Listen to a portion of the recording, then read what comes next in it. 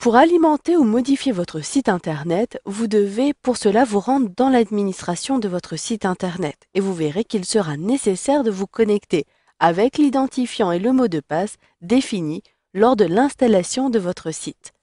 Vous verrez ensuite comment bien naviguer à travers l'interface de cette administration. Donc ici, je suis en front-end. Cela signifie que je suis sur le site Internet que j'ai créé. Si je veux me rendre dans le back-end, dans le back-office de mon site Internet, il me suffit, depuis la barre d'adresse, de saisir à la suite de mon nom de domaine, donc demo-information.com, / directement administrateur. D'ailleurs, vous le voyez, j'ai une suggestion puisque j'ai déjà accédé à mon administration. Cela est très simple, pour n'importe quel administrateur de votre site Internet, il devra saisir / administrateur, et ce, si vous êtes ici en modification en ligne. Puis, vous accédez au formulaire de connexion. Saisissez l'identifiant que vous avez défini lors de votre installation et le mot de passe. Vous pouvez éventuellement choisir la langue par défaut à afficher.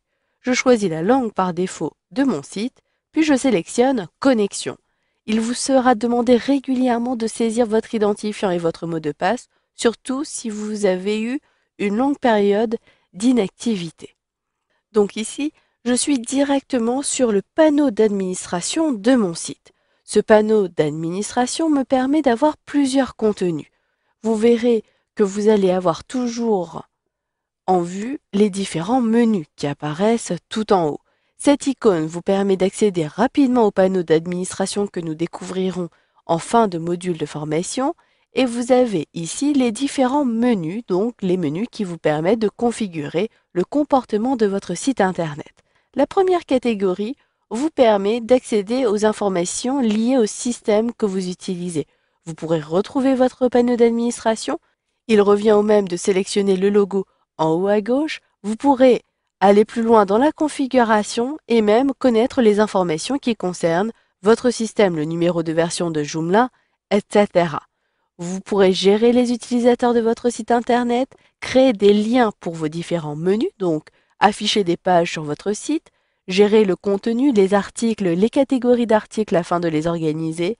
Et là, il s'agit d'extensions. Les extensions permettent d'ajouter des fonctionnalités supplémentaires, de proposer des langues, et les composants, ce sont des extensions particulières qui vous proposent notamment de gérer des liens web, de proposer la recherche, etc. Pour vous rendre donc sur l'un des éléments proposés dans un menu, cliquez sur le menu puis choisissez la catégorie. Et automatiquement, vous le voyez, vous avez à nouveau les menus qui sont disponibles en haut. Si ces menus sont grisés, je vous montre si je me rends ici sur la création d'un article. Les menus vont être grisés, je ne peux pas accéder à ces menus. Il me suffit donc tout simplement de fermer ce que je suis en train de faire, de sauvegarder ou d'annuler pour retrouver la possibilité d'accéder aux différents liens. Maintenant, pour me rendre sur mon panneau d'administration, je sélectionne ici et j'ai une organisation qui sera toujours sur le même principe. Vous avez en dessous de la barre des menus le titre de la page sur laquelle vous êtes, donc panneau d'administration. Vous retrouverez régulièrement des barres d'outils qui vous permettront de gérer les éléments de la page. Ici, je suis donc sur la page d'accueil, en quelque sorte, de mon administration. Je retrouve donc un volet qui me permet d'accéder rapidement à certains menus.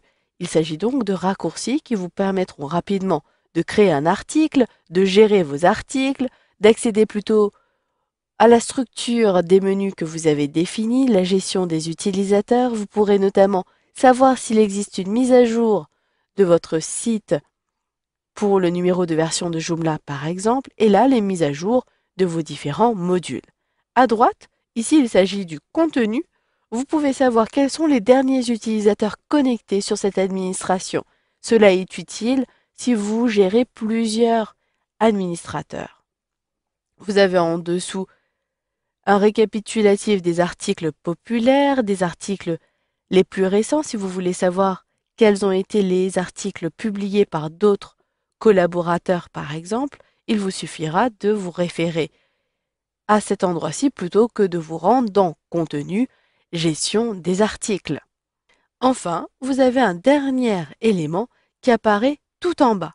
Il s'agit d'une barre qui vous permet de voir votre site. Donc si je clique ici, il s'agit d'un lien vers votre site internet. Et d'ailleurs, ce lien, vous le retrouvez également en haut dans la barre des menus. Je clique ici, il s'agit à nouveau d'accéder à mon site internet. Vous avez en dessous le nombre de visiteurs connectés et le nombre d'administrateurs connectés. Vous pouvez accéder ici directement également à vos messages, à vos nouveaux messages. Pour vous déconnecter, vous pouvez le faire à partir de ce lien-ci ou à partir de l'engrenage qui apparaît en haut à droite. Vous le voyez, vous avez le lien déconnexion. Je vous conseille donc de le faire dès que vous quittez votre poste, si celui-ci ne se verrouille pas automatiquement. Et enfin, là, vous le voyez, l'engrenage vous permet également d'accéder aux informations de votre compte. Je sélectionne Déconnexion et vous savez donc maintenant comment naviguer sur cette administration de votre site internet.